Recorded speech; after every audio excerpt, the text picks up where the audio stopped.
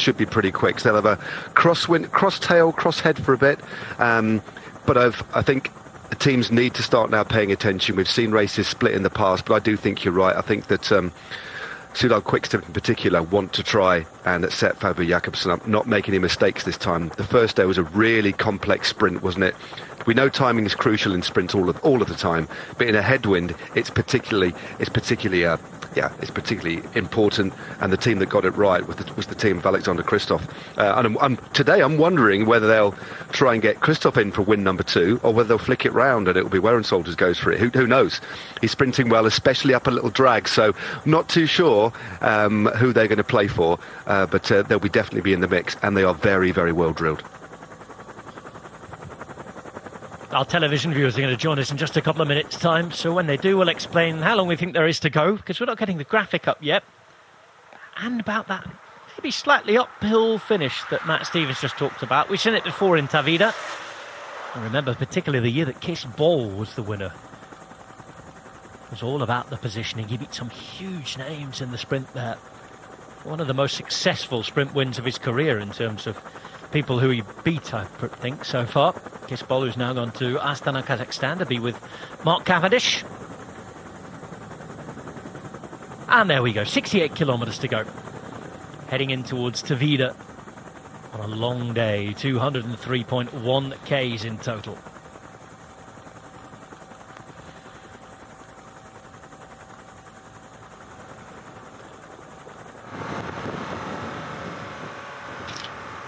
It is day 3 in Volta Algarve. Southern Portugal, the scene for a cloudy day so far.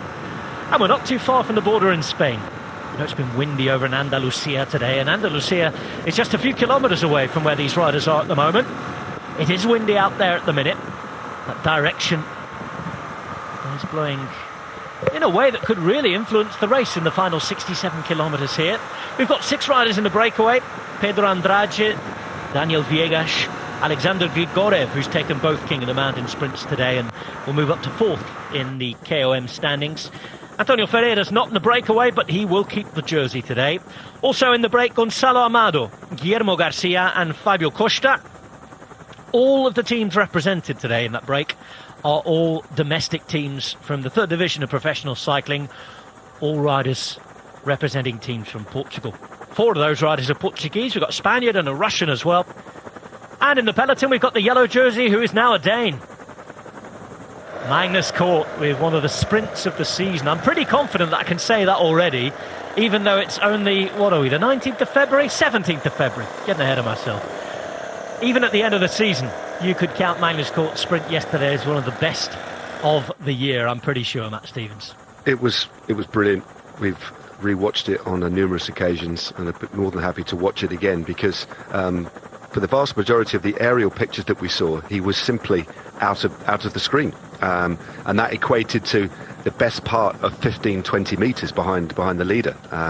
And you have also to credit Ilan van Wilder for his sprint, because he took it up very early into the headwind, and only one rider could come round him. Rui Costa couldn't come off his wheel. They looked relatively laboured. Jai Hindley couldn't accelerate any quicker.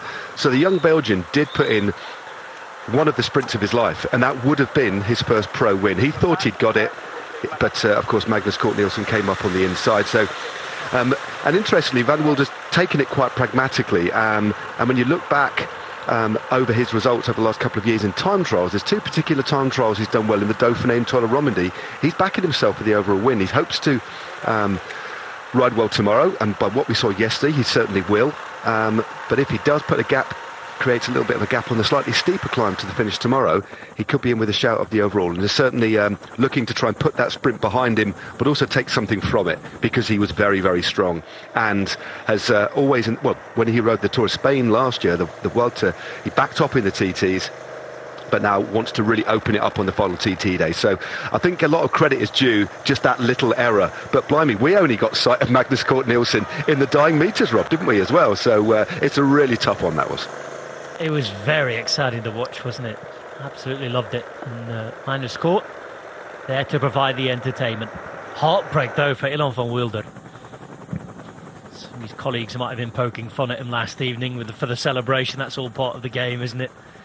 As we get to Alcotim, which is right on the border with Spain. We just saw a river a moment ago. And across the other side of that little stretch of water is Andalusia. Here in the Algarve, riders turning around and heading south from here on. They'll go into the interior ever so slightly before they get to Villarreal Santo Antonio. And then after that, it's around 25 kilometres along the coast. Now, Matt, what is the wind doing today? Well, the wind is blowing east to west, and it's pretty strong, 25, 30 kilometres an hour. And when it comes in off the coast, it's, well, when you get to the coast, you've got winds that strong. It could have an effect on the race, but they'll be right in their back. So when we get to the final intermediate sprint of the day, or just before it, we swing right and we basically follow the main road all the way in to the finish at Tavira, and the wind will be directly in their backs. But this approach to that right-hander, so we've got the best part of 30 k's along this particular stretch now. The wind will be coming from their left-hand side. It does look quite sheltered. I thought there's going to be a little bit more of exposed terrain here, but it's relatively sheltered still. But when they do pick up that tailwind, the bunch would have wanted to have narrowed this gap down to about a minute, I would say, with 25 k's to go, just to make sure. We have seen the peloton in the past, especially when the wind is in the back of a breakaway. They're far harder to get back, despite the fact they've been out in front for a long time. Once they pick up that tailwind, they can still ride very, very effectively. Of course, they're moving quicker, so regardless of the kilometres that you have to go, there's actually less time for the bunch to catch them up as well. So they're going to want to keep a lid on this, and Soudal Quick-Step are doing that right now. They're one of the big favourite teams, of course, and they've got one rider on the front. It's the familiar face of Tim de Klerk, holding them steady at a minute and 20 seconds. But I don't think they'll let this gap go out again now. They'll want to keep it on a tight leash when we hit that tailwind section. So the last 20-25 k's are going to be very, very rapid. Spain to the left, Portugal to the right. That's how it works in that shot there.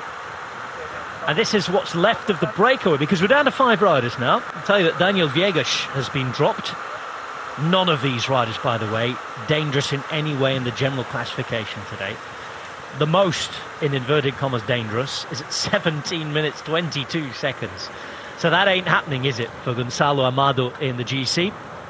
So these guys posing no threat to yellow jersey or any teams who want to win this race, but they do pose a threat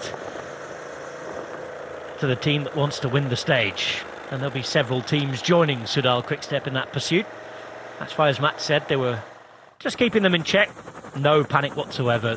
1 minute 22, still 63 k's to go. Premier League bike riders against third division bike riders. This is more than well in control for Soudal Quick-Step and the peloton at the moment. Yeah, it certainly is. I'm just wondering whether, I would imagine that EF Education Easy Post would be more than happy for the break to stay clear and get that time bonus, because Magnus Cort, of course, he has that lead. He's actually pretty quick. I was wondering whether they want to bring it back to let Magnus Cort try and get a few more seconds.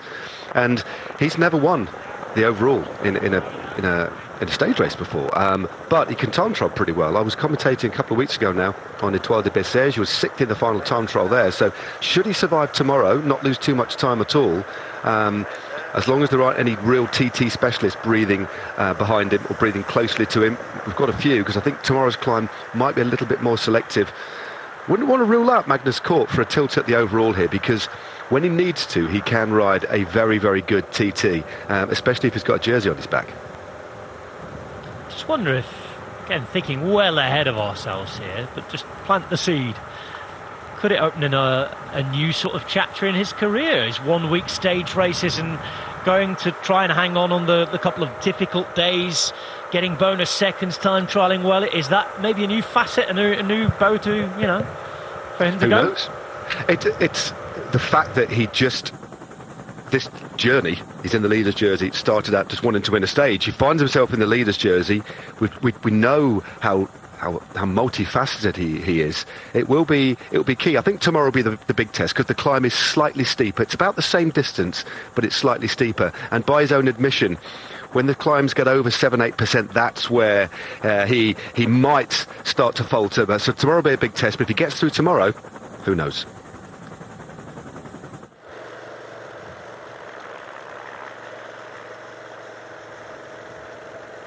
Tim de Klerk continues to ride.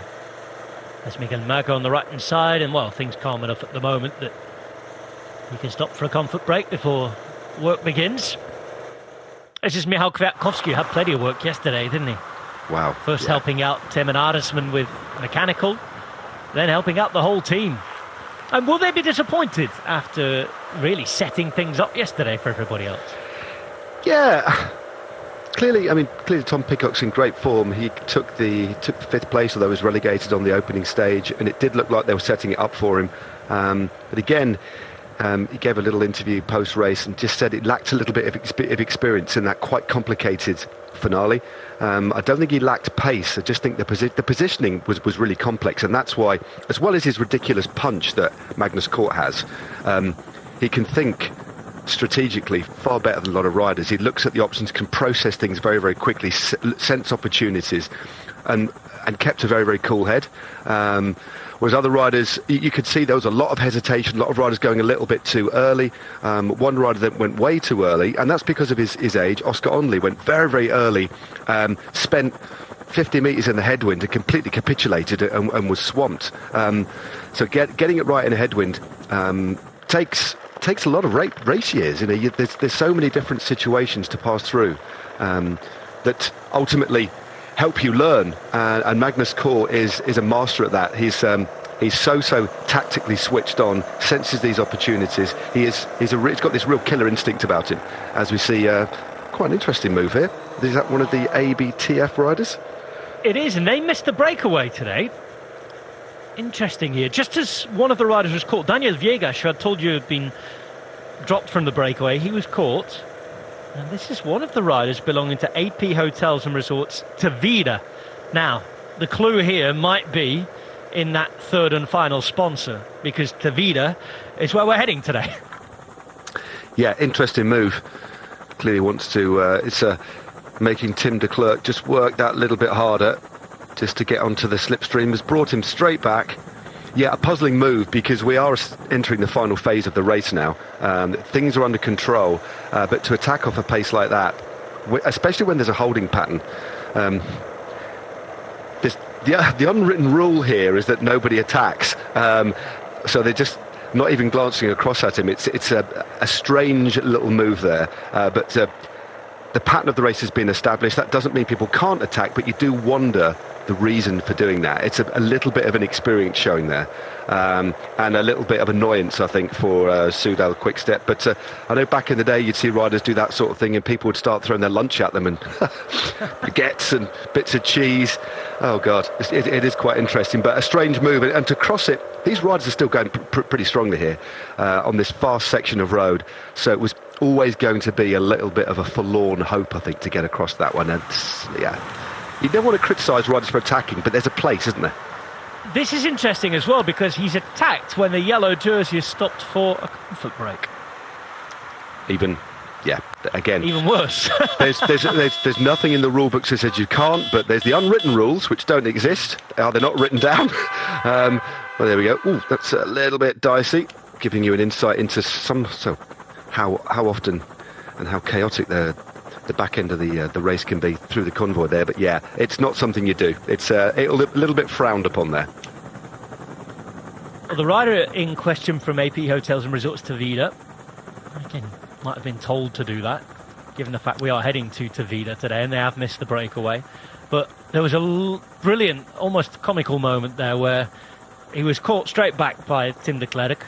Tim de Klerk turned his head left, uttered a word or two to him. Then there was a shrug of the shoulders from the rider from AP and Hotels and Resorts, Tavida. And then something. Here we go again. It's gone again. Then. Can we have a caption competition? I know you're still on social media and very active on it, Matt, so they can direct this at you. But can we have a caption competition then for whatever was said there by both Tim de Klerk and the rider in question? At least Tim de Klerk just said something. He didn't shout at him or anything. He just glanced across and said a couple of words. There was a smile there as well, wasn't exactly. there? There's no need for getting horrible about it. Like you say, it is a race and he's allowed to attack. There's no rule that says he couldn't, but it is a very strange thing to do. It is, and clearly what the part of the course we're on now, there's actually a little bit of there's a couple of little climbs coming, only short ones. Well, they've just got over it actually. They're just going over a short climb. It's then flat for about another 10k, then we hit a bit of a drag, then it drops down, a couple of little short climbs before we then head towards the coast and turn right. And the only reason that I can think he's doing this is because we've got these 9 continental teams, 9 Portuguese teams operating at the third division of the sport, and you said he's local, so just local roads, wants to get out, get himself on the television, and I think it's as simple as that. And there's not much hope of him succeeding today, but success is viewed differently. I mean, success can be a win for one person, a success can be a nice day up the road for others, especially teams with more modest ambition, I think. So it's too easy to criticise. It's a puzzling move tactically, but I think he just wants to get some airtime for his local team, and maybe he's got some friends and out on the route as well. Samuel Blanco is a Spanish rider. He's the only Spanish rider in the team, the Portuguese local team from Tavira, where we go to today. He spent all of his career, though, racing for Portuguese teams. Most of his racing is done on the national calendar. So this is a huge race. This is the biggest race of the season for these teams. Let's not forget about it. I mean, there is a Grandíssima, which is the Volta Portugal, we talked about earlier in the week. The 4th Grand Tour, the Hipsters Grand Tour, whatever you want to call it. But it's a big race, a couple of weeks long. But in terms of the competition they're up against, this is the big one. This is where you've got world teams racing, as many as 12 of them to race against. Yeah, and he's on TV. He's riding well. And you've got to admire his tenacity here after being brought back pretty quickly on the flat, using a climb, smarter move. Looks like a lighter fellow. Clearly, you would imagine knows these roads pretty well, and has now got a little bit of TV time for the local team, which could actually mean a lot. But he's closed a bit of a gap after that initial surge, but closing a minute on his own is going to be a tall order. But let's wish him all the best, because he's started to open up a bit of a lead on the peloton. They're not really worried about him at all. They're just going to ride at the same pace. On the flat before, de Klerk brought him back with a little bit of an acceleration, which wasn't much more effort. But now he's gone clear, they'll just let him get on with it. And if he falters, then he'll come back. But he's shut the gap by a handful of seconds. There we go. Actually, he's built up 45 seconds on the group behind up that climb. So let's see how he goes. And let's remember that it was comfort break time for most of the peloton, with the yellow jersey going as well. So that explains the breakaway putting time into the yellow jersey group, and that gap having grown to 1 minute and 42 seconds. Yellow jersey looks like he's back now, by the way. Most riders who stopped are returning to the peloton, and this is pretty normal given what is to come. Everything in control, and it's one of the reasons, Matt, to people who are new to bike racing, why they keep it so controlled so early nowadays, because things like this happen. Everybody, of course, has to stop for a comfort break and things like that at this time, has to go and get food and what have you. It just gives them that little bit less work to do later on. Exactly. And also just the general standard of riding has over the last few years has gone up, so you get a break up the road of riders you might not know too much about, but on home roads, riding with an elevated sense of ambition and occasion, give them a bit of a tailwind, give them 4 or 5 minutes. Hard work to bring them back. Riders move very, very effectively these days, especially riding on home soil. So you're quite right. Add in the other factors that you've just described. They're not taking any chances here. I think it went up to 3 minutes earlier on. That was about the maximum it got, and now they're keeping it on a very, very tight leash. Factoring in as well that tailwind as we head towards the end. So good, solid, textbook riding so far from Soudal Quickstep. Just over 55 kilometres to go to the conclusion of stage 3 of the Tour of the Algarve. You're looking at the breakaway of the day. -1 rider, Daniel Viegas, has been dropped. The riders remaining are Andrade, Grigorev, Costa. That's Fabio Costa, by the way, because Rui Costa wouldn't be allowed up there, given the fact he is up in the top 3 in the general classification, with Garcia Amado as well. We've had one attacker. That rider came from AP Hotels and Resorts Tavira. Tavira being the town that we finish in today. That particular rider is a Spanish rider, the only Spanish rider in a team full of Portuguese talent. He's Samuel Blanco, 28-year-old from Spain. He's got around 20 seconds on the bunch at the minute, but it looked as though they were on the way to reeling him back in. We just saw Fabio Jakobsen, the latest of the big stars, to stop for a little comfort break before things get very interesting indeed. And Fabio Jakobsen today we expect to be in the mix as far as the finale is concerned. Matt, today's finale is one we've had quite a number of times in the last few years. It's expected to be a sprint. We've always had a sprint here, but there's always a little bit of doubt as to who might get there. Not because it's particularly difficult, but we've got roundabouts galore on the way in. We've got crosswind possibilities in the last 20-25 kilometres or so. And there's a right turn with around 400 or 500 metres to go, I think it is, and a slightly uphill finish. It's not always the traditional big run-in where you're going to get everybody there. Someone who makes a mistake, whether it be positioning or going early, is going to miss out. I think with this tailwind as well, it's going to be a completely different sprint than we saw the other day, with the wind coming from the left-hand side straight into their face. And we saw the bunch all across the road coming into the final 500 metres. Jakobsen, for example, was way back in 15th, 20th place and could afford to do that because of how late the sprint was going to be. Today, they're going to be sprinting into that final corner the best part of 50-60 k's an hour, I would imagine, with that tailwind. And it is relatively complex. So we come through 2 kilometres to go. The road just gently meanders round to the right. Then with about 1,300 metres to go, we hit a roundabout. We swing left. Then we go under the Flamme Rouge. With about 750 metres to go, we then have another roundabout, which we go right around. Then we have 150 metres straight, and then we've got this 90-degree right-hander, and then we have this drag up, and it kicks up. It's about 1% kick into 2.5% to the line, so it's a late kick up to the line, but as you said, it is a drag, and the wind will be coming from their right-hand side there, so really fast tailwind all the way into the final right-hander. Then the wind will be coming from their right, but still in their back. So you'd imagine that they'll be sprinting on the left-hand side to force riders round the right-hand side with the wind. But I think it's going to be a very, very fast sprint. And also, because of how quick it is, riders will fancy their chances on going long as well. You get that sense. When you just get the different sense of speed riding into a tailwind, and it actually... Tailwinds can give you a false sense of security about your ability to stay away, but I do think that fast running might entice 1 or 2 riders who haven't got a sprinter amongst their number to try and go long. And if you carry 2-3 seconds into that final right-hander with the tailwind, you might stay away as well. So yeah, fast, relatively complex last 1,500 metres with that drag to the line. So yeah, with that wind blowing as well, we'll see a completely different shape to the bunch, and expecting Quick-Step to take it up. Well, they're taking it up already, haven't they? But they're going to need to use their resource very well to lead into those final few roundabouts. X used their own resources to spectacular result on the opening day, didn't they? The man in the green jersey there, Alexander Kristoff, took the yellow jersey on the opening day. He won the stage in the sprint to Lagos. Today we're following the course at the moment of the Guadiana River, the river that separates Portugal and Spain, the Algarve from Andalusia. If you want to cross into Spain, there aren't too many bridges, quite surprisingly, around here.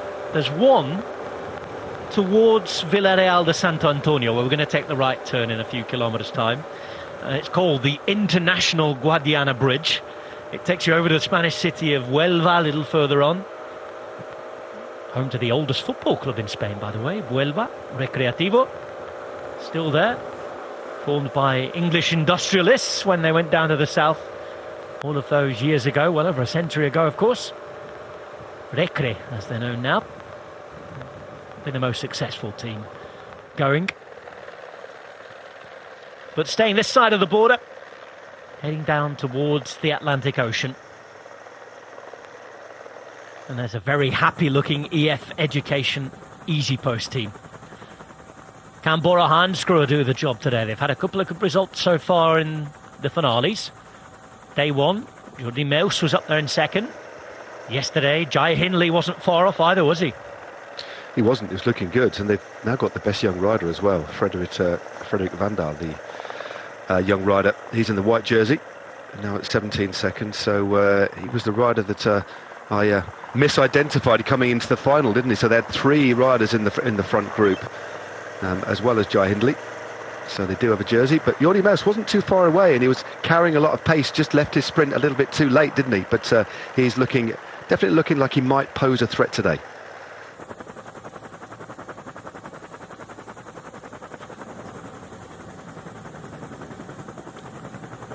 The gap's only 45 seconds between the breakaway and the yellow jersey.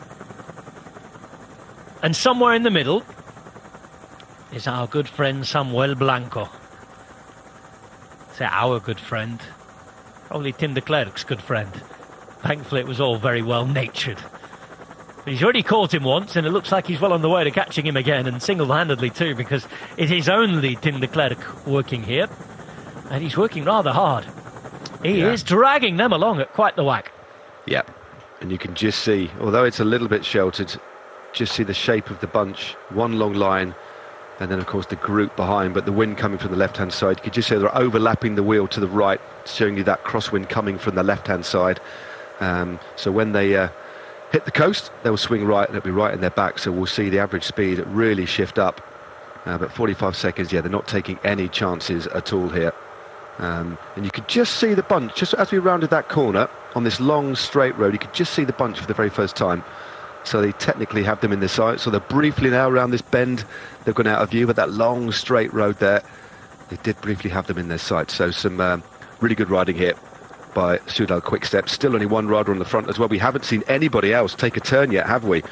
Tim de Klerk, everybody happy for him to stay on the front, more than capable of dragging the bunch along at the same pace as the break in front, and when needs be, he can winch them back in as well. Just shows the engine that man has. Oh, you're looking at Andalusia on your screen, just across the other side of the water, and a reminder, without giving any spoilers away, that you can see the Vuelta Andalusia live and on demand each and every day.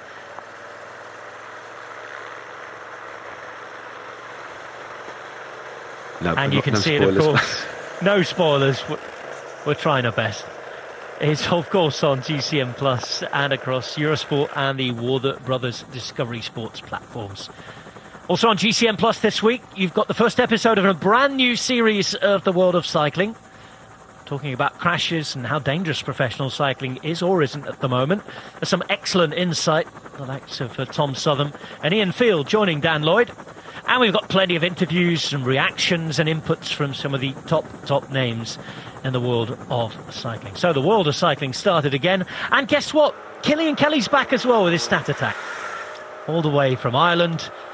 He'll be telling you things that you didn't know and maybe didn't even need to know. But I tell you what, we'll be learning them anyway. It's always a real adventure watching that show every week. I really enjoyed the last couple of years, and make sure you get on GCN Plus and have a good watch. And one final nod in the direction of something that the man alongside me can tell you a lot more about, because he'll be working on it.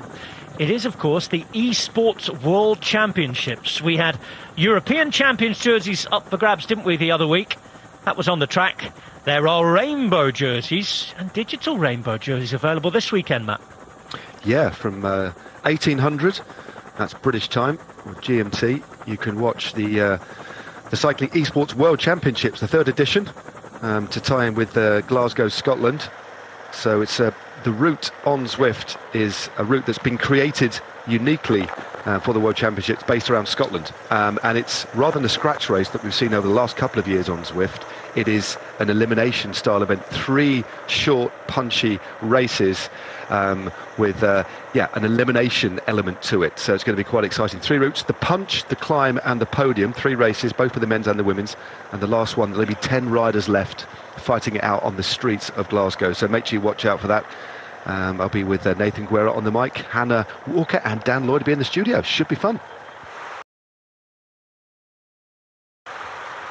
And I think Matt Stevens has been down the trademark shop. If not, I hope he has, because he coined a brilliant phrase the other day. I suggested it was like an Omnium event, and Matt said no, it is a digital Omnium. A digital Omnium. Yeah, it should be great. Real. Each race around 15 minutes, Rob. So it's really tried to separate itself out. I think it was a little bit too much like the road, but now they're trying to really separate it out as we head back into the real world, and a couple of accelerations here. This is this little trio of small hills we're talking about that we're just rolling onto now. It takes us away from the border with Spain and into the hills. Ever so slightly southwest now before they go south again, and then southeast towards Villarreal de Santo Antonio, before we head west definitively towards Tavira. And this is the breakup of that group. So at the back, a couple of riders really struggling now, one of them being Gonzalo Amado.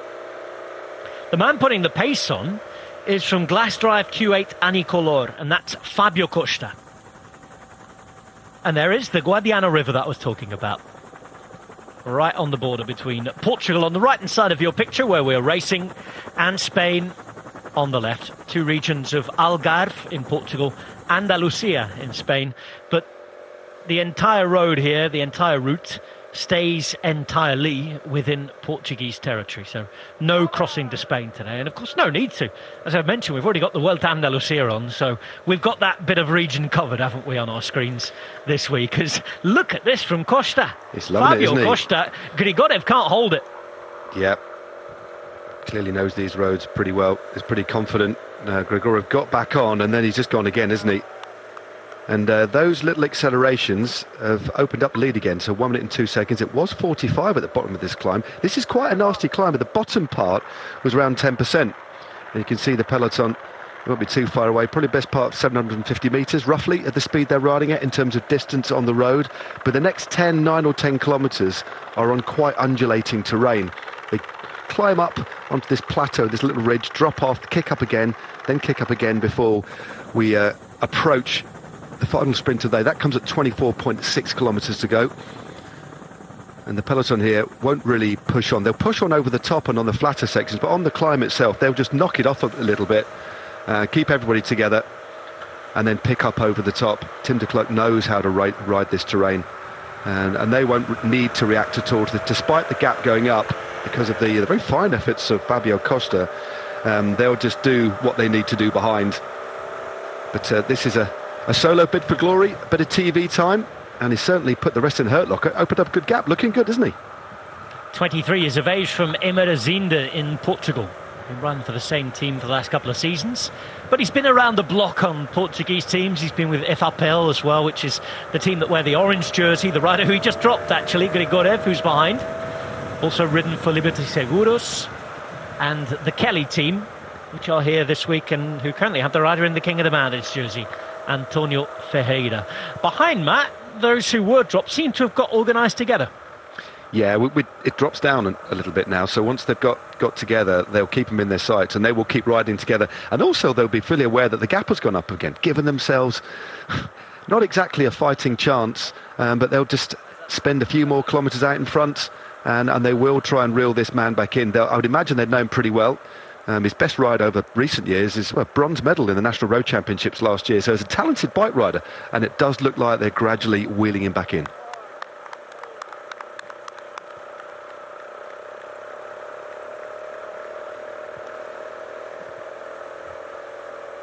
Into the final 50 kilometres now. Last little bit of climbing this for the next 15 to 20 Ks. Inland into the hills, and over 2,000 metres to climb today. Of course, it isn't flat completely, but most of the climbing was done early on. We climbed up to the Portela de Corcha and then to Cachopo. And I'm not talking about the famous Asturian dish. This is the Portuguese town version at the top of the hill. That's where we had the second and final King of the Mountains climb. Both of those today were taken by Alexander Grigorev, who's moved himself up into 4th place in the mountains classification. But it's been the same pattern for the whole day, and we expect this on sprint days and expected sprint days. Soudal quick step with Fabio Jakobsen, the European champion. And just behind those pink jerseys, looking after the yellow jersey, EF Education Easy Post leading a race for the second time this season. If you remember, down under in Australia, it was their Italian star, the Ronde of Vlaanderen winner from a few years ago, Alberto Bettiol, who took the jersey and had it for a couple of days. So the second time they lead a stage race. But of course they've won a stage race, haven't they, without leading it. If you think back to the other week in France, Nielsen Paulus took victory, didn't he, on the final day with a strong time trial, not winning a stage, but being the strongest rider overall in Bessèges. Yeah, it was a great ride. Won it by a single second from Matthias Gelmos Jensen of Trek. Overturned, I think it was, they had a 4-second deficit going into the final TT, and beat Gelmos Jensen by 5 seconds. So took it by just 1 slender second for his first ever stage race win, and making it 2 wins this year for the American. He did look really impressive, actually, climbing so well, and they've had, I think, probably one of their best starts ever. I think I've not gone back and combed through, but They have had problems in the past, haven't they, or seasons where it's taken them a while to get that first victory registered. But this year they're absolutely flying. As you said, multiple national championships, but also big race wins too, across the board. Not just there's wins across the board. 2, of course, for the aforementioned American. But good win yesterday. It really was. This team is on fire. They really are. Exciting team to watch. Another team comes up to the front of the peloton, with Trek Segafredo having moved up there in their red and white jerseys. It's the yellow and black of Fabio Costa, wearing 214 at the minute, the Portuguese rider, who leads this. 45 kilometres to the finish line in Tavira. Just approaching the top of this plateau now. The plateau remains more or less the same, the elevation, but you can just see dips and rises the road all the time. And then we really do hit the flat just before we get back to Villarreal, Santo Antonio and the seaside again. Yeah, they pretty much on the flat bit on the top, as you said, Rob. They drop down. There's a short little steep climb. They've got 2 little steep climbs before the intermediate sprint. And the way they're riding at the moment, I would imagine, well, saying that, they've got 20 kilometres still to ride in this crosswind. So I'm wondering if they will. I think they will stay away. I think they'll be allowed their headway. I don't think Soudal Quickstep and the rest of the sprint teams will want to open it up. It could get a bit complicated in that tailwind. We could start to see some attacks. So I think they'll want to keep this together. Keep them. They won't want it to go up to 2 minutes. Put it this way, with that tailwind finish. Although there's still plenty of resource in this peloton, but they'll want to keep it at about a minute or so. So I do think that break, if they do bring back the sole rider in front, should stay clear until the final intermediate sprint of the day. And you never know, this lad actually might be going for that intermediate sprint. There's a few Euros with it as well, and also all eyes are on him too. So he's doing a great ride so far with those golden shades, but he hasn't got much of a lead on those 4 riders chasing, has he? But he's certainly looking good. He's not been having a chat with Richard Carapaz, has he? He might have done. Tell you what, you've got to be a good bike rider to wear gold glasses, haven't you? I'll tell you what, with what EF Education Easy Post have done this year with Carapaz's kit, it's quite nice. It's quite understated. So on the black shorts, rather than pink writing or white writing, it's just gold writing for the logos. And just the underside of his helmet is gold. So it's very, there's touches, but it's not too ostentatious. I quite like it. Have you seen they're going to have to change that, though, because he's now the national champion? National and Olympic champion, blimey. It's a design headache right there. I bet they're having fun with that one. Just in the back of the shot, while we were talking about that, there's a picture of that brilliant Eritrea national champions jersey as well. And to say that EF Education Easy Post, while we wait for some proper racing to happen, their sponsors do a great job with the national champions jerseys, don't they? And there's quite a few of them. I think Stefan de Bod won the South African TT Championship as well the other day. I mentioned it briefly the other day, but the designers are going to have quite a bit of extra work this year. Yeah, Colombian national champion, Ecuadorian national champion, as you say. I'm trying to think if we've actually missed anybody out. There's probably some others as well, but no. Some lovely looking kit. But yeah, this lad's gone for gold shades. He was obviously on, feeling like it was going to be his day today. But he's only got about 5 or 10 seconds on that group behind. It's always hard in a bit of a cross headwind as well. Tim de Klerk knows all about that. De Klerk from West Flanders, one of the windiest places in Europe. Oh yeah. Just looking at a few of the other riders who might figure today. I was just combing back through, Rob, the top 10 on the opening stage. Won by Christoph, Jordi Moos second, Verensol, the lead-out rider, holding on for third there, Jakobsen in fourth. Bittner to look out for. Also, Paul Pennewitt, the rider from Groupama FDJ. We thought they'd be looking after Jake Stewart, but he is coming back from that injury. So watch out from Pennewitt, who sprinted really well into that headwind. Tisfatsion, anytime it comes to a gallop, generally rolls top 10, doesn't he? Whether it's a hilly finish or a flat finish. And also Timo Kilic of Alpecin de Koenig, not the rider we had down. It looks like he's going to be their designated sprinter. So a couple of names we didn't mention straight off the bat on day one, but certainly ones to consider today, especially if they go a little bit long and play a canny one.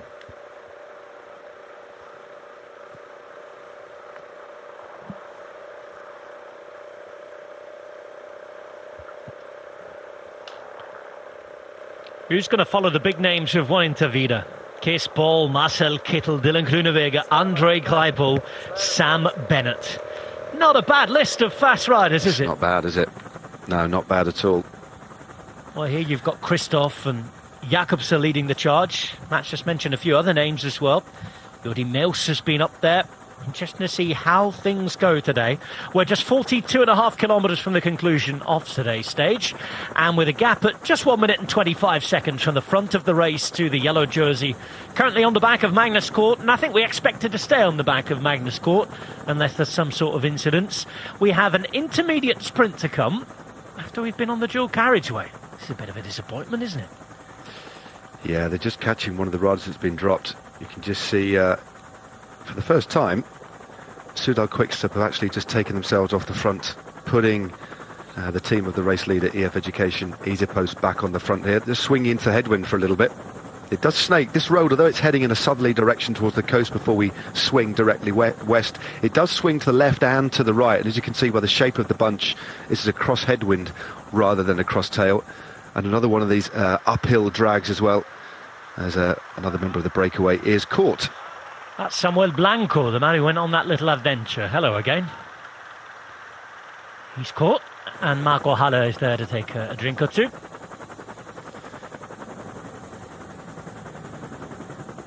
Yeah, we've got Julius van den Berg on the front now from the Netherlands for EF Education. Now, the way they've taken this up here, are they going to try and put Magnus Cort in a position to go for the intermediate sprint? They've still got 17 Ks, and look at this big road. This is an awful road to be away on your own, isn't it? Although he's doing a good job, this lad. He's opened up the gap, 15 or 20 seconds it is, on the group behind him, up this long drag. There's the peloton at the top of your screen. Probably the best part of a kilometre between the two now. Almost like a runway, isn't it? The roller coaster of the day. We go straight down into the dip. And then it's going to hurt when you get about halfway up and the momentum stops. It's horrible. 1 minute 20. And the bonus seconds chat is an interesting one, Matt, because there are 6 bonus seconds. Just one intermediate sprint this year, isn't there, on the stages? So they've added the 2 up, usually 3 and 3, but 6 bonus seconds, and placing it fairly close to the end of stages, so making it a little bit more interesting. There's more of a carrot dangled, isn't there, to those who want to take bonus seconds. And given the fact that we've got another mountain tomorrow, but never usually a hugely selective one either, we don't see big, huge time differences generally, then a long time trial on Sunday. Every second does count. 6 bonus seconds, if he can get them. Magnus Cort's not going to turn his nose up at those, is he? Yeah, it's just a lot of... The longer this goes on and the gap doesn't come down, there's no real... You can see that EF have just moved to the front, but they've not moved to the front and really picked up the pace. They've just kept it at the same speed, give or take, that was being set initially by Tim de Klerk, all on his own. And the gap is holding, still 1 minute and 20 seconds. And if they wanted to bring it back, they'd need to start now, because they're moving pretty quickly on this undulating bit of road with that wind coming from the left-hand side. I think had the gap been a little bit closer, they might have wanted to try and bring them back to give it to Magnus Cort. But you look at the overall, Cort leads, Van Wilde is at second place at 4 seconds, and then we've got Rui Costa. What you may see if it does come back is that Soudal Quickstep actually put one of their fast men in the mix as well to sprint against Magnus Cort, so he doesn't take time from Van Wilde. Rui Costa's got a couple of other... They might put Mads Mikkels, for example, the Estonian, who's their fastest rider here, just to try and take it. So I think it's too much of an investment to potentially lose out. So I think they're just going to do what they need to do because they've got the jersey, ride it until the sprinters teams take things, because they might as well just keep the status quo the same. So I don't think they will bring it back. Had the gap been a little bit narrower, I think they might have done. But there's some other fast riders from other teams who could possibly beat the yellow jersey in a flat sprint. So I think they're just going to keep this holding pattern for the next 20 Ks, I think. You'd imagine that none of the fast guys who want to win the stage would go for it because it's too close to the finish, isn't it? Exactly. So it would be tactical riding, is what you're saying, from other teams to prevent Cort from getting those seconds, rather than the likes of Christoph and Jakobsen and people like that going for the sprint. Oh, totally. I mean, look at Soudal Quickstep, for example. They could use someone like Casper Pedersen, for example, who's very, very quick in a straight line, has already had a victory this year. They wouldn't, of course, want to use Fabio Jakobsen. And as I said, the other teams have got riders that I think would challenge Magnus Cort in a flat sprint. So I do think it's going to stay together. I do think this break will stay out in front, take the bonus seconds. As you can see, the kilometres now are ticking along really quite quickly, only 38 k's to go. And we have 12 kilometres now to that sprint.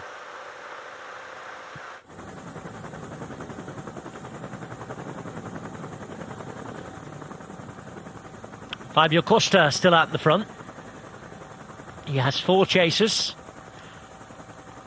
And then there's about 150 chasers. 50 seconds is the time gap at the minute. I'm going to suggest it's a little lower than that now. They're moving here.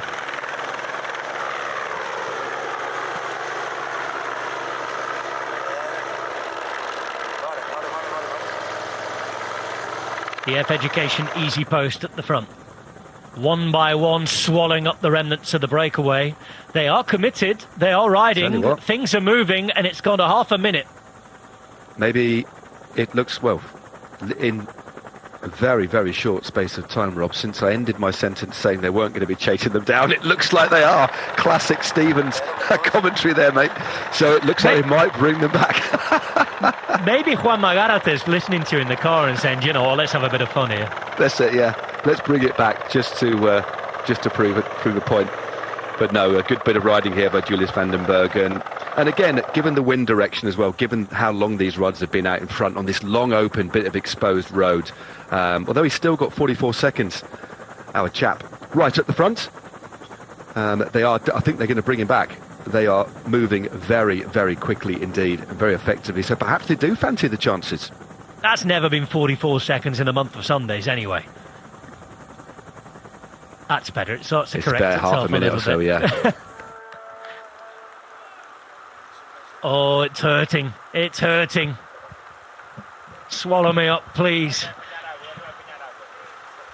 He's putting the real effort here as Fabio Costa. But the adventure's not far from its end, you feel? Yeah. It was a good effort, though. Certainly got a nice bit of TV time for the best part of half an hour, 40 minutes. And he's a protagonist. They can look back and said, we tried something today. And that's what these smaller teams come here to do. They know they're relatively limited. It is a classy field here. Remember, 12 World Tour teams are here, some of the best riders in the world. And right now, the Kelly team, for example, have the mountains jersey. So if you get out in breakaways, you will get your rewards. And they have been the focus. And imagine how dull racing would be, Rob, if some of these smaller teams didn't get involved and get up the road and animate the day. It would be very, very dull, wouldn't it? We do a lot of homework as it is, Matt, but dear me. Could be studying night, evening, day, morning. You'd be learning special facts to tell us. I'd have to do a Wikipedia deep dive. Yeah. So 36 k's to go.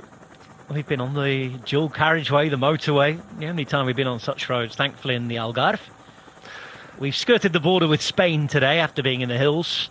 We left the capital Faro at the beginning of the day, and now we're heading back towards the border, back towards the sea, and then towards Tavira. There's a little conversation between Merawi Kudus and his leader, Magnus Cort. They've looked after him well today. They are serious about their business here. They are one of the informed teams at the start of this season, and EF Education Easy Post are off to hunt for more glory. They've got less than half a minute now to catch the one remaining rider from the breakaway, and we're approaching the point where there might be an opportunity to take 6 bonus seconds at today's intermediate sprint. Yep. Well, some of the other teams are going to be very clear now. Okay, so it looks like they're trying to ride this back before the intermediate sprint. We've got, just over 10 k's, as you said, Rob. 24.6 is the sprint point. And when we had those aerial shots, it gave us a glimpse of the shape of the bunch. They're on this downhill section, as you can see. A little bit of crosswind as well. So teams making sure that... and look at the way that EF are riding as well. The wind's coming from the left, so what do? They ride on the right-hand side, so it makes it harder for the riders at the back. So they're the team that have got the leader. They're setting the pace at the moment, and they're doing the right thing and just keeping it a little bit to the right-hand side. Obviously, when they need to cut the apex to do the racing law, they'll move to the left. Otherwise, they keep it over to the right. And we saw a couple of line-outs there when it got quite exposed, just showing you how strong this wind is. And we're moving along quite nicely there. Best part of 80 k's an hour. It's over 50 miles an hour now for the bunch. Just on that last helicopter shot, a suspension bridge over to the left-hand side. That's the bridge that I was telling you about early on, the one that helps you to cross from Portugal to Spain and vice versa, from the Algarve to Andalusia. The International Guadiana suspension bridge. Riders won't be crossing it today. They'll continue south here, and then they will reach Villarreal de Santo Antonio. That's where we'll have the intermediate sprint. 6 bonus seconds are available. There's a right turn once we get there. And then, Matt, I think you were saying tailwind after that. Yeah, looking at the wind direction. I've got my windy app open to give you some bang-up-to-date information, and it is still blowing in the same direction. So it is blowing from east to west at around 30 kilometres an hour. So the last 25 k's of this race are going to be very, very quick indeed, as it pushes them all. And I say it's a tailwind, but as they swing a little bit further south towards Tavira, it's a tail crosswind, and they are riding right along the coast as well. So it could be quite interesting if some teams really want to take it up, be a little bit disruptive. We shall see. So I think we'll see a lot of the GC teams making sure that their GC riders are at or near the front as we head into the final 25 k's of today's stage. So 9 k's now until that intermediate sprint. And let's look at João Almeida, looking pretty comfy. Portuguese national champion on Portuguese roads, João Almeida. There he is. The UAE Emirates are having quite the start to the season. Certainly the last week or so, things have really sprung to life with some of their big names returning. And here they are at this race with Almeida as their main leader. Of course, one disappointment this week has been the injury to Mark Hirschi. He's going to be out with a broken arm for, we believe, the best part of 2 months. Yeah. That's the initial prognosis anyway. Yeah, his right forearm, wasn't it, on his radius. So a big shame. That's quite a long time out, isn't it? Well, especially with the Ardennes Classics approaching. He might not miss them, but he won't be on the form, I think, or won't have the preparation that he wanted. But then again, you know, Matt Hayman, Paris-Roubaix, there's always hope, isn't there? Oh, definitely. And he'll have the best sort of support as well to make sure that he's in the best place. Of course, some of these riders, as soon as they can, they'll be straight on the home trainer, just knocking out the miles.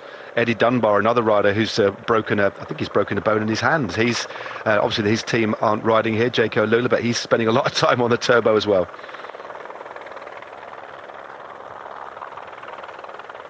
Fabio Costa's solo adventure from the original 6-man breakaway is about to come to an end. It's Mark Padun here of Ukraine and EF Education Easy Post chasing him down. Just on his wheel, the number 27, Julius Vonenberg. Following that, number 23, Owain Doel. Also there is 21, Stefan Bissiger. And then you get to the man wearing number 22 and the yellow jersey. Magnus Cort, winner yesterday in sensational style on the Alto da Folla. Today he is the leader of the Volta Algarve, and the Tour of the Algarve has a Dane in charge. It should be the case today. Question is, can he add to his lead by taking bonus seconds at an intermediate sprint that's approaching? We're just less than 33 kilometres to the conclusion of the day in Tavira on the coast. We're heading to Villarreal Santo Antonio, right on the border with Spain. And in fact, at the base of your shot there, across the water, beyond the bridge, is Spanish land. We turn right here and head towards the sea. We stay in Portugal, and it's in Portugal that they're looking for these 6 bonus seconds. Yes, 6 bonus seconds at the intermediate sprints here in the Algarve. A big number for Magnus Cort to try and do his best. And, you know, people might be sitting at home here, what's Hatchie on about? 6 seconds being a big number? Matt, this is a 5-day race, and it's a race that's often decided by the narrowest of margins, as Fabio Costa is caught, and we're all back together. We are indeed. No, brave effort by Costa out in front.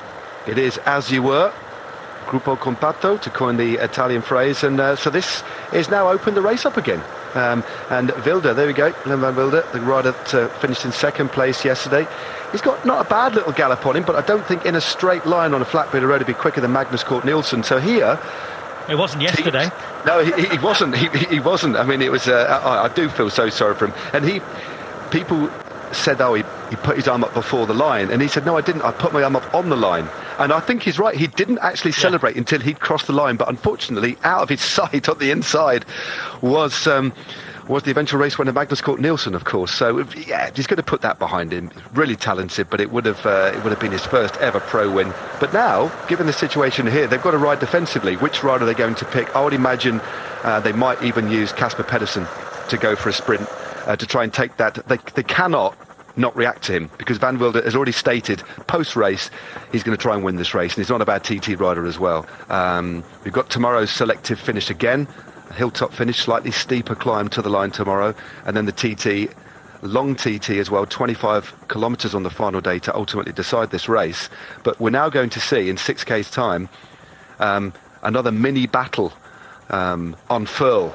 And how will some of these teams play it? What will Intermarché do? They don't want to hand Magnus Cort any more time than they need to. So we'll see how teams play this one. So there'll be some interesting discussions going along with team captains and the DSs in the car on how they're going to, which riders are going to fight with Magnus Cort Nielsen for the sprint. So this is going to be quite an interesting one. I was interesting enough watching them under the bridge there. Which side of the road do you pick? EF have chosen the correct one. They've got the slightly shorter line there. They're probably shaved off about 5 metres, slightly shorter by going on the left. It's always horrible when you get caught at the wrong side of the split there. Trek Segafredo well grouped on the left-hand side. Again, given this tailwind, this tail crosswind that we're getting, mostly a tailwind, but still coming from the side at some exposed parts, all the teams here making sure they're disciplined. The colour blocking is completely changed. Everybody riding together now, because this could be potentially quite a dangerous part of the race as we head into the line. Exposed to the sea from the left-hand side, very strong winds. There's a couple of little rights. We do a shimmy left and then a shimmy right before we head out to the sprint now. This is the town of Castromarim. Castle in the background, the centre part of this little town. Imagine with the sun shining, that looks absolutely tremendous. The salt flats below. Bit more of a fight for the road here as Castroviejo appears on the left-hand side as we look at it there. On the right, you could just see as well Intermarché were getting involved. And remember, Rui Costa is going to be really interested in those bonus seconds.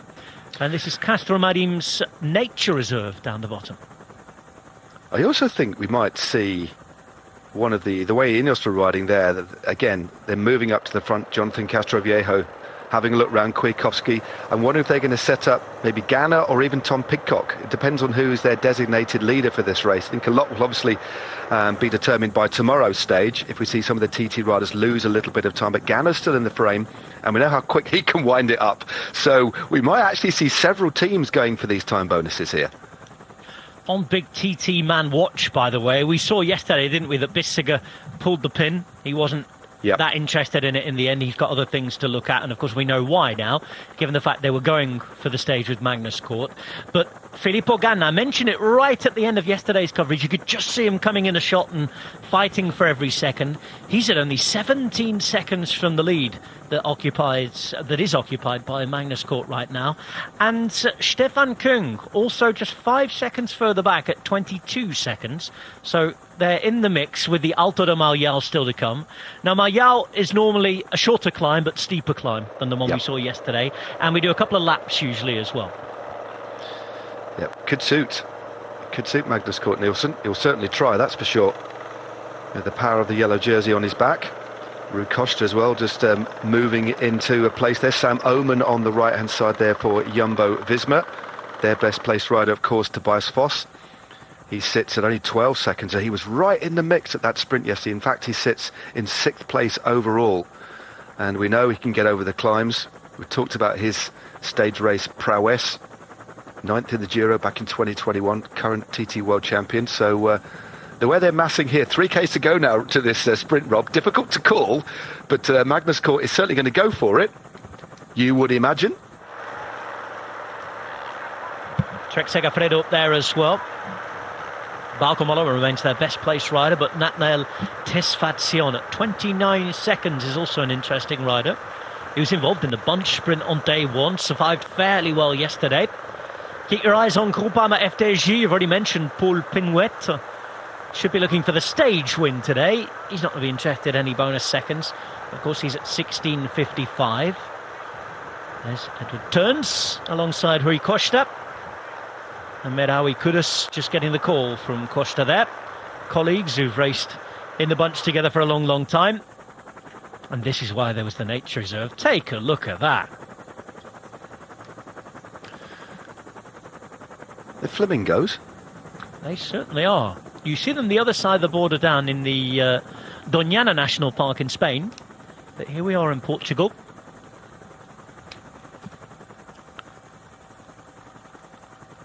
They're moving pretty quickly, aren't they?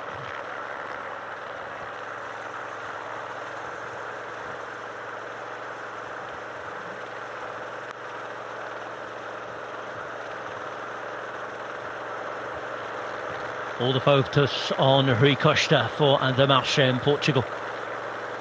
Tobias Foss, their world time trial champion. And Groupama FDJ with those dark blue jerseys they're wearing this year towards the front as well. Their best placed rider in the general is Valentin Madouas at 10 seconds. Imagine he'd be thinking about more around tomorrow. Certainly punchy climb lends itself to his own possibilities and capabilities, really, as we get into Castro Marim. Left turn coming up here, and it's a real fight for that left turn. Yep. Another team just came up on the left-hand side. You couldn't quite see who it was from that side, but there was a big surge on the left-hand side. We've only got now about 1,800 metres into the sprint. 24.6 is the sprint point. So about a K and a half now. Still EF Education on the front. So Owen Dool doing a big turn. Dool, who has that left elbow bandaged up. Top rider from Wales, and look at this, he's doing a big job here. Let's try and move up and move around. Alpecin de Koning also interested in getting their man Conchi maybe in to try and take something. Zbaralji's right up there as well. You can see several riders. Zandro Murderser is involved. Quinten Hermons on the left hand side is on the wheel of Murderser. You can see that Van Wilder is trying to follow and do what he can. Kudus is still there to help Magnus Cort if he can. Left-hand side, you can see Kwiatkowski moving up and trying to do something. They are all over the road here as Rui Costa is there on his own now and just following the wheels. Yeah, this is going to be a little mini bunch sprint, isn't it? 1,100 metres now to the sprint. Elan van Wilder was dropped off. You just see there, they just dropped him off in position. I don't think he's got a rider now to lead him out. They've left him to his own devices. And if he does take this and Magnus Cort doesn't score, he will move himself into the lead. 4 seconds is the lead, remember, for Magnus Cort Nielsen over the young Belgian. And here we go, onto the cobbles. It's like something we're racing in a month's time.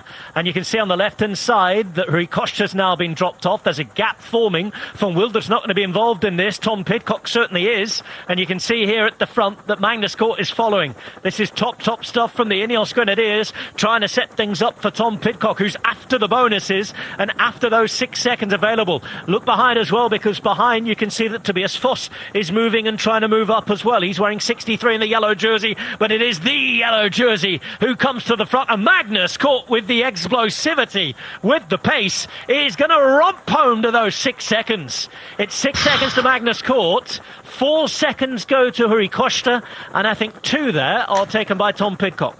Yeah, great lead out there by Philip Ogana. You could see the riders just struggling. As soon as he went to the front, they opened up the gap. A couple of riders who just were completely gapped there. But I tell you what, Magnus Cort Nielsen is absolutely flying. He went past Tom Pidcock, almost like he was standing still. That was some sprint, that really was. But a great lead out by Philip Ogana. So he's extended his lead on the overall now to 10 seconds over Elan Wilder. Interesting here as well behind. There was Cort just waiting, ready to be caught again. There was a little word from Tobias Foss saying, come on, mate, let's go and let's give this a quick whack to see what happens, because they're carrying on riding. Is this sprint again? Look at that. He opened up quite early, didn't he? Actually caught Pidcock unawares. Don't think he expects him to come from behind with such pace. But look at that. With every pedal stroke, he's moving clear. Good time bonus there for Rui Costa as well, though. It was Ganna, wasn't it, who was setting him up there with that move. You can see on the left as we look at it, Pidcock go through the centre on the cobbles. Brilliantly done by the leader. And again, Rui Costa, what form he has. Good sprint that was by Costa. He'll be pretty happy. Remember, he started the day in 3rd place at 6 seconds. He would have now moved over Ilan van Wilde by 2. So he's moved into 2nd place, although he's actually slightly further back than he was on Magnus Court. But that one sprint has seen, well, this is it, and they're riding this one. This is fantastic stuff here. Some of the big race favourites now away, including Filippo Ganna. So this is going to add a little bit of pressure to behind. Still a long way to go, 23 Ks to go. But the sprint teams now need to bring this back. Exciting stuff. It looks as though they're well on the way to bringing it back here with a big effort behind. But that was that moment. No, this is the second group actually on the road.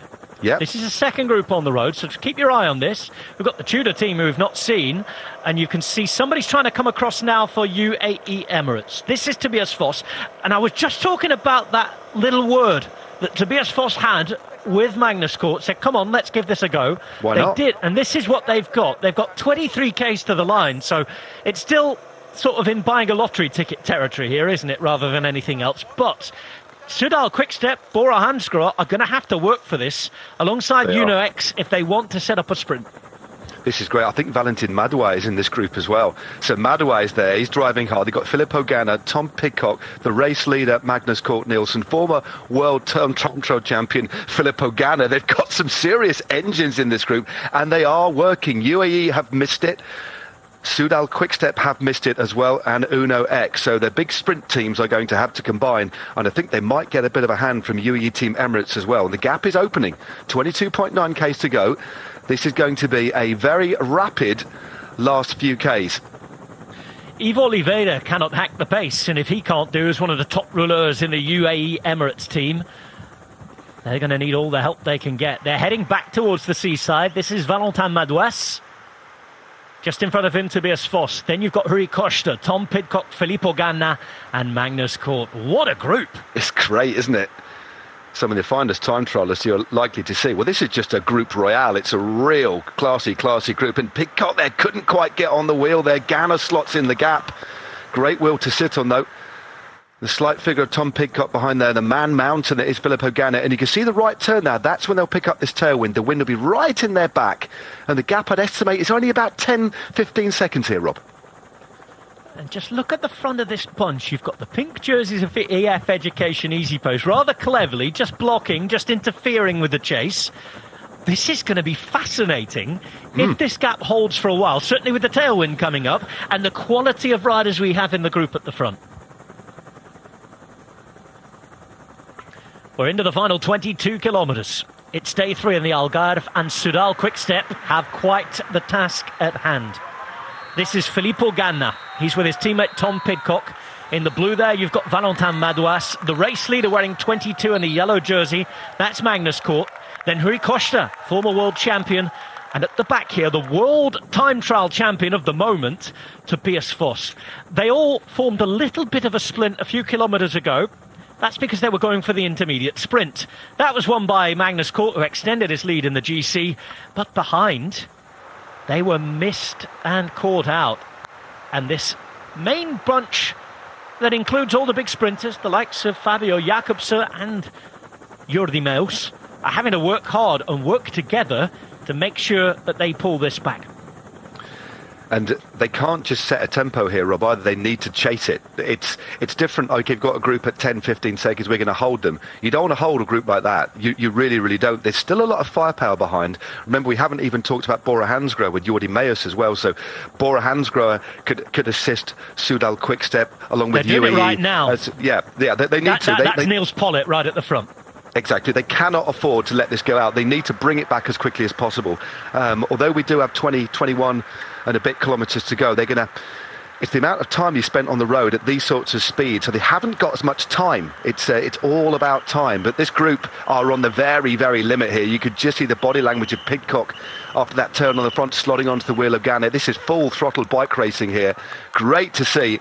Magnus Cort Nielsen extending the lead, and they've got the tractor on front. Look at this long line out, and look at the face and the body language now of Tim de Klerk. Completely different than before. They know the class, the calibre, the power in that front group. They have to bring back 23 seconds now, Rob. There's some really interesting tactical decisions being made here as well. Have you noticed, Matt? There's no Uno X working here. They've already won a stage this week. They've got the points jersey with Christoph. I just get the feeling they are waiting, making Soudal Quickstep and Bora Hansgrohe do the work.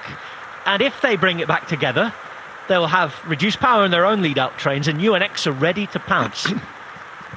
I think you're quite right. It's the smart thing to do. So there we go. This is the best young rider, Fredrik Vandal, on at the front now, driving hard. Just behind him, Casper Asgreen. So all of the troops are being deployed on the front here. This is one long line, 23 seconds, so they're holding steady. Tim de Klerk has gone now, his job is done. Remember, he's been riding all day, and it's moving back very, very quickly. Another 2 seconds have been taken now, so I do think at the moment that Uno X, they're playing brinkmanship, but it's a smart thing to do.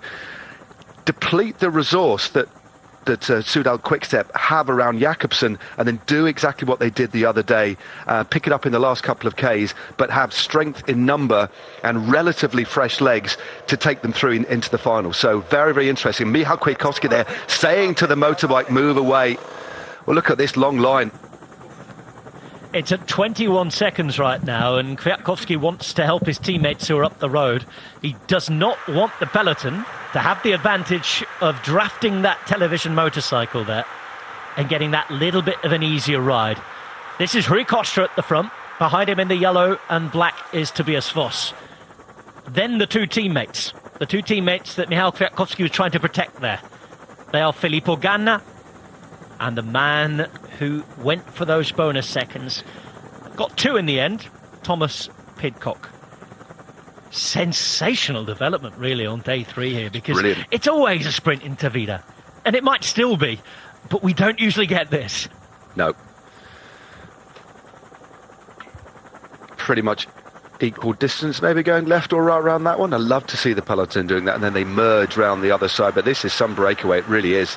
Two of the strongest time trialists in the world. The current time TT champion is swinging through to the back, and Ganna piling it on at the front there with Tom Pidcock in his slipstream. This isn't...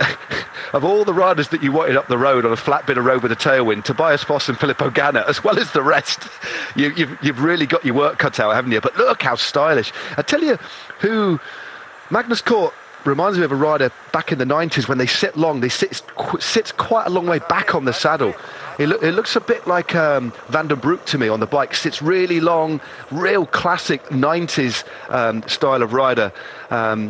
Sits really nicely back on the saddle. A little bit of a throwback, but a beautiful one. He looks so great on a bike. What a battle this is, because look at the riders who are chasing as well. Remy Cavagna, Casper Asgreen, Niels Pollitt. Miguel Murco wasn't far away as well. He's being saved for Jakobsen if he can. But moving up there, we do have a tactical change now. We're into the final 16 kilometres, and Uno X, after letting the other teams suffer, wasting their riders a little bit, seeing the gap was starting to come down again, have had a rider added to the chase. So Uno X now contributing to the chase with just one single rider, Matt. Yep, 20 seconds they've taken, a few seconds back. I'd imagine one of the Soudal Quickstep riders, or maybe one of the Bora riders, has had a word with that team, or they just thought, actually, do you know what, this is such a dangerous move, and we do want to try and win another stage, at least put one rider. They've got, this team's of 7, so it does make a little bit of sense politically as well as actually adding to the strength at the front. But you've still got some big motors here, especially the likes of Casper Asgreen in particular, and Remy Cavagna for Soudal Quickstep. But you're quite right, they do need to keep Michael Morkov fresh, or freshish. Ilan Van Wilder won't want to do too much on the front either. He's protected for the general classification. So it's going to be down to Casper Pedersen, Cavagna and Asgreen to do a lot of the pulling on this particular section now. So 18 seconds.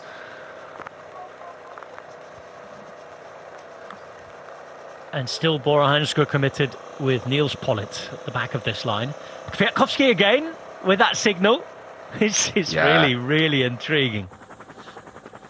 And look at the flags there. That's the wind. It is a block tailwind here. Yeah, it's great. Moving so quickly. Doing long pulls on the front like an old school team time trial formation. And the likes of Ghana at these sorts of speeds could do pulls of around 30 seconds before swinging off. So rather than two lines, one line, just to give everyone that little bit of extra rest. 21 seconds the gap now, Rob.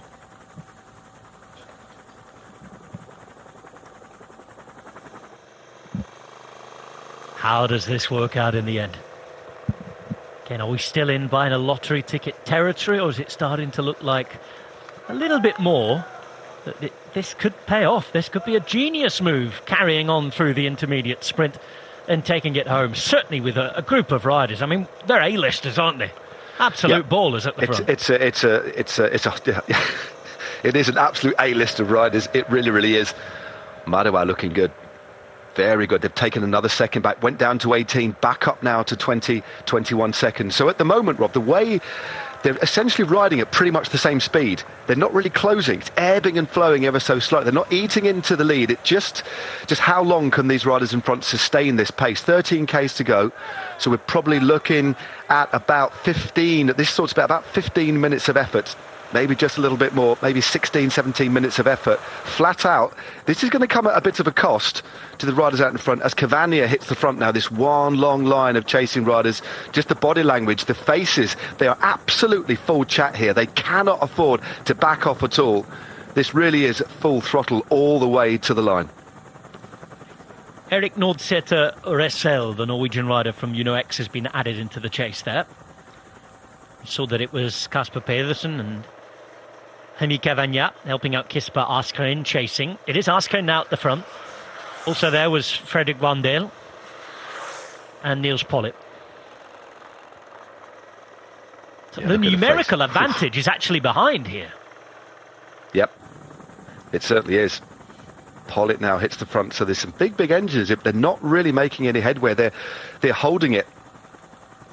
It just depends on the deeper we go into this race, get under 10 kilometres to go, how much left have the riders got in front? They at the moment, they're riding pretty well, and they've taken another second back, 22 seconds.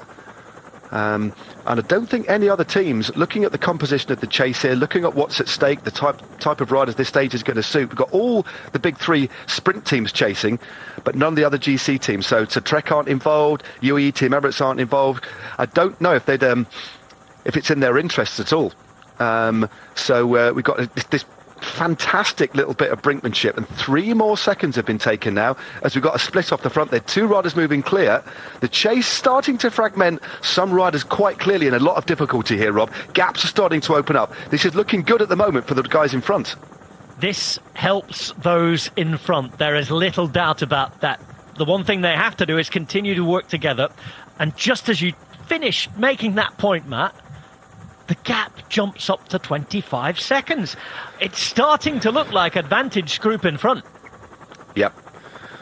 Now, I don't know if that was an attack. We didn't actually see those 2 riders drift off the front. But what happens is sometimes when you get fresh legs, somebody that hasn't worked for a bit, a team says, OK, we're going to put someone in the front. They go through too hard and it opens up a gap. You need to ride very, very fast. But the key to chasing is keeping it nice and smooth. And all it needs is for one rider to surge through and all the cohesion is broken. Gaps open up. People get frustrated as well. They need to be dialed, although they've got one collective interest to bring them back, but they need to ride as one team. And clearly there, I'm not too sure exactly what happened, but it looked as if somebody just went a little bit too hard on the front and opened up a gap. But now it's come back down to 19 seconds though. Now it's saying 10. I don't think that's accurate. I'll wait for that to stabilise. It's all over the place here. They were all over the place in the chase group, which suggested that it was going to grow, if anything, that advantage. Ganna on the front. Tom Peacock sitting just behind him now. A little bit of a reorganisation here. And a change because Rasmus Tiller has moved up in the Norwegian Champions jersey.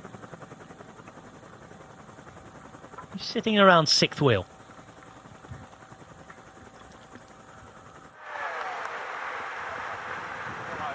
Ganna, Pidcock just continuing to talk to everybody, make sure that they're all committed. And Matt, there's no reason why they shouldn't all be committed here, because there's something to gain for everybody, isn't there? Totally.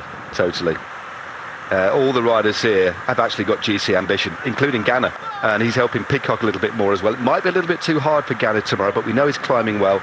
Everybody here has got something to aim for, putting the rest of the peloton under a lot of pressure. But that little as they kicked out of that corner, did you see the effort that Pidcock had to put in just to get back onto the wheel after you've done your turn? You're going ever so slightly slower than riders in front.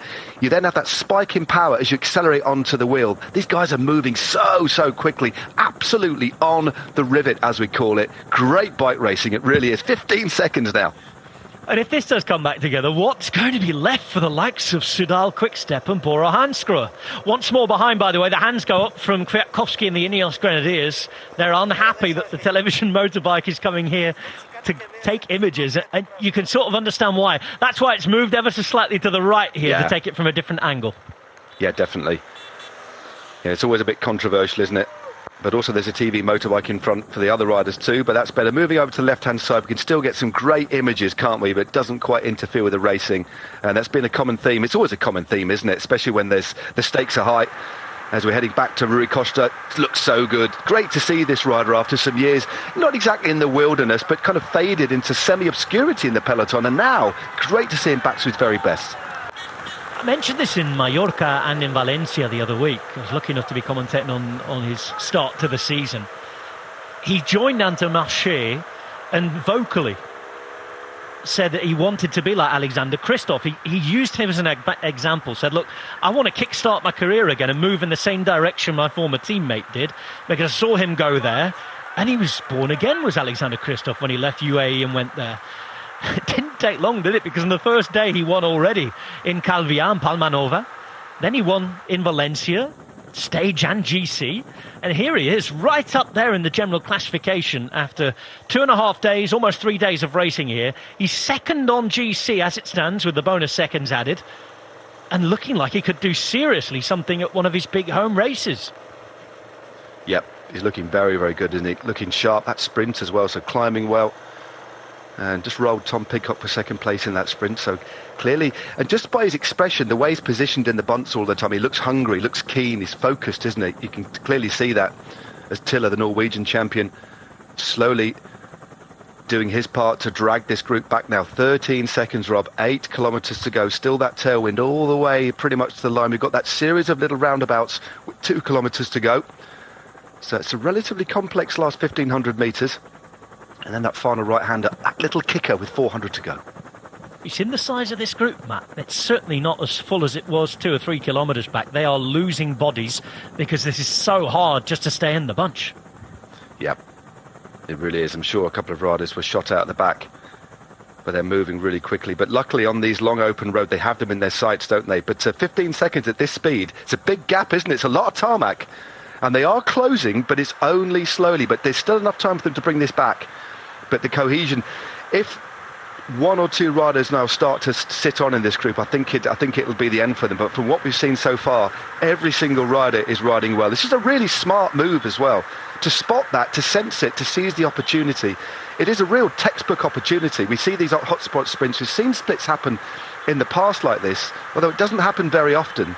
With that tailwind too, and the gap that opened up, why not capitalise on it? And they might just pull this off. It's really hanging in the balance. Very exciting final, this one, Rob. Loving it. I'd be really interested to see whose idea it was, or whether it was a decision made on the fly. Of course, Ganna being there for Pidcock, I mean, they would have had to wait and see that a gap opened up before they could go for it. There's no point just pulling the whole peloton. However, it was that little nod and word in the ear of Magnus Cort from Tobias Foss that really kick-started things. Like, okay, Ganna's still going here, let's follow him. Now Pidcock starts to sit on the back. There we go. I mean, we know Pidcock is one of the finest riders in the world, but he's starting to suffer here. Everybody's suffering here. When you look at Tom Pidcock's quite a light rider, ridiculously high power to weight, but on a flat bit of road with these sorts of engines, it's all about absolute power. So the likes of Foss and Ganna, they are moving very quickly. So a couple of little moves missed there by Pidcock, but they've still got 16 seconds with 6K to go.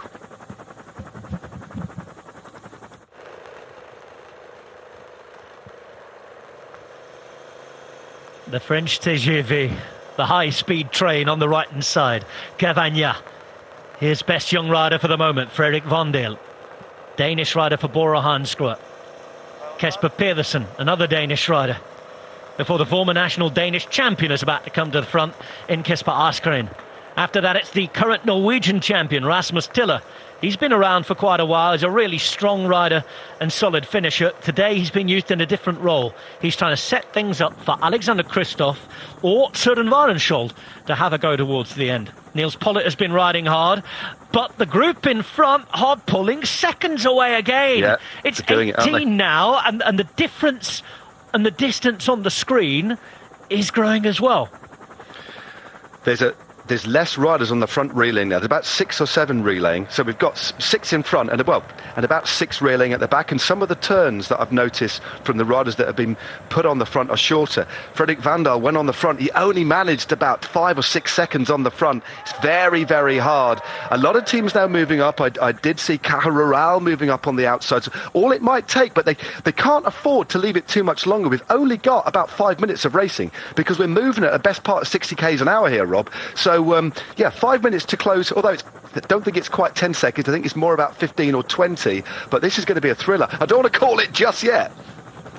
4 kilometres the line now as we have a look at that last kilometre on the left-hand side here, roundabout City, and then that right turn with 400 metres to go up to the finale.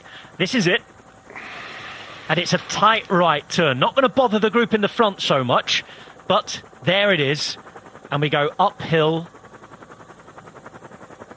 And the finish line at the top. It's not a huge percentage drag, but they will feel it in the legs. Certainly after that right turn at the bottom that will kill quite a little bit of speed.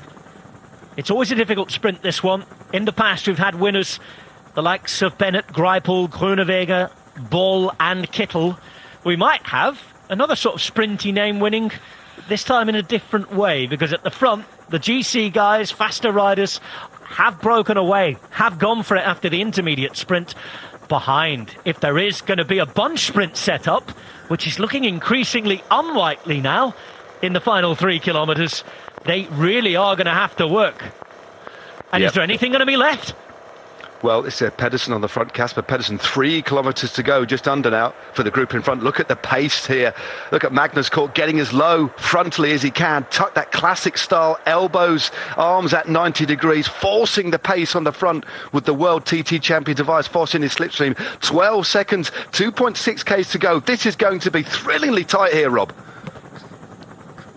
2.5 kilometres to the conclusion of the stage. They're getting closer from behind. Some big turns being done, but a couple of riders are done for the day. You can see they peel off left and right from the bunch now as they start to get closer to the bunch. And it is 10 seconds of a gap. The other side of the roundabout continues to go uphill. We're in town now, into Vida itself, and we are ready for the finale to what's been a fantastic end to this stage. In the last 30 kilometres, things kicked off big style. Beautiful, beautiful bike racing and things you could not really have forecast at all. Now, this is absolutely fascinating. I've just seen Niels Pollitt pull a huge turn on the front. 1,900 metres to go as Filippo Ganna hits the front. This is the sort of power that you need. You need somebody now to sacrifice themselves. Remember, Ineos Grenadiers have got 2 riders in that front group. Everybody else is on their own. So Pidcock has Ganna. Ganna, if they're going to stay away here as Alpecin and De Koning get on the front, they need to sacrifice somebody. Interesting that Groupama FDG had a rider on the front there. You imagine that's a spoiling tactic because Madouas is at the front, or do they think that it could be one for Penwet? Let's see. On the right-hand side, they're looking to try and keep up there. That's Jack Stewart on the right-hand side. And now we have UAE Emirates because Matteo Trentin is getting interested with just over a kilometre to go. Look behind now from the yellow jersey, Magnus Cort. They've got to keep going. They've got to keep riding. It's a shorter distance than the one that you can see on your screen because they're now into the final kilometre. What a stage we have had here. And we're in for a terrific finale now into Vida. On the right, it's getting frantic as DSM try to get Kasper van van Uden up there as well. There's Jakobsen with no support left hardly, just trying to follow, just trying to be in there. We're into that final kilometre now, and it's still Tom Pidcock who commits once more. There's Rui Costa, Filippo Ganna. In the yellow you have Foss. Behind him there's Madouas, and the yellow jersey, the race leader, Magnus Cort, who won the stage yesterday. It's breathtaking, breathless stuff, and we've been racing for 5 hours and 4 minutes, but there has been an explosion of action inside the final 30 kilometres. Here we go, and it is Ganna who makes that turn. Madouas is there. They could be on them behind. It could be heartbreak for this big group of riders. And I think they've decided now, they've realised they will be caught. And with just 450 metres to the line, they have been caught. But Cort is there. And can he go? He's going to launch his sprint to try and get something, to try and take advantage of any chaos behind. It's the race leader. It's Magnus Cort trying to hold them off all on his own. Ganna tries to get involved as well. Ganna's there on the left-hand side. Magnus Cort still got a gap though, and look at Magnus Cort go! Magnus Cort is on another level, and still going, still going. They'll try, but they cannot. And Magnus Cort with one of the victories of his career. Matt Stevens alongside me is applauding. All bow down. I said it yesterday, I will say it today again. We are all in the court of King Magnus. That is one of the most sensational things we have seen in bike racing for quite the long while. That was utterly incredible. I thought Haller had brought them all back together. They were in contact, and then coming out of that corner, 400 metres to go, he took it up with a crosswind from the side and just rode them off his wheel, rode Ganna, Tobias Foss off his wheel after riding, doing a lot of work in the group already. And utterly, I'm speechless, Rob. An utterly incredible finish to a sensational stage. That is bike racing at its very best. All smiles, and you would be, wouldn't you? This man is on fire.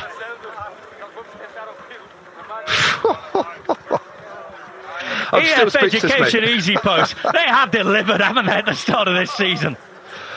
None of them can believe it. They better believe in him, because he's taken the stage win for the second day running. He has taken 10 more bonus seconds added to the 6 he had at the intermediates. Magnus Cort, as well as a 2-time stage winner. Doesn't matter, Matt, whether you're in the mountains or on the flats. He goes, he takes the lead, and he has added today 16 seconds by nature of the bonuses to his victory. And we've got to have a look here, because there might actually be a gap as well. Oh, it's incredible. Did you see that? He basically knew he's only one way he was going to win this one. That was to take it up into that corner. Carried a bit more pace than Foss. And that first stamp on the pedals, I mean, the way he moved clear, Ganna held on incredibly for second place. A great ride by Filippo Ganna. But he might have had a big gap here. Well, he did have a big gap, but that was so impressive. It really was. Everybody else behind was utterly spent. Superb stuff. It really was. What an astonishing ride.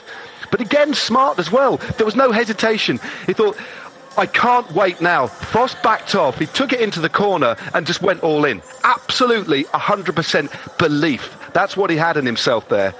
And just that turn of speed that he's got at the moment, it's quite remarkable. Incredible stuff. Matt Stevens, I really wasn't ready for that on a Friday afternoon. An exhibition and a day of bike racing we will not forget for a very, very long time.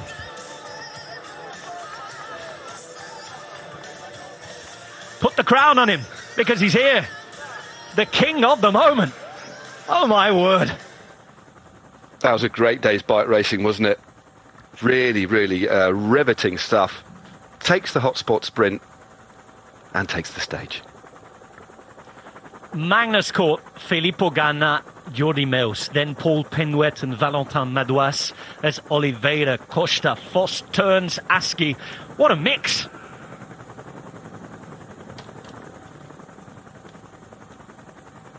Yeah, Jordi Meus, the first of the favoured sprinters, and there was nobody to help Jakobsen at all. It was utter chaos, actually. There was riders all over the place, wasn't there? Riders were at the end of their tether as the junction was made. Minus Court now leads by 18 seconds from Rui Costa. L'Enfant Wilder is at 20 seconds in third. Valentin Madouas, Jai Hindley and Tom Pidcock are at 26 seconds. Ganna's there at 27. Then you have Foss, Mollema, Almeida at 28. It is quite the scenario with 2 stages to go on the Volta Algarve. No sprint day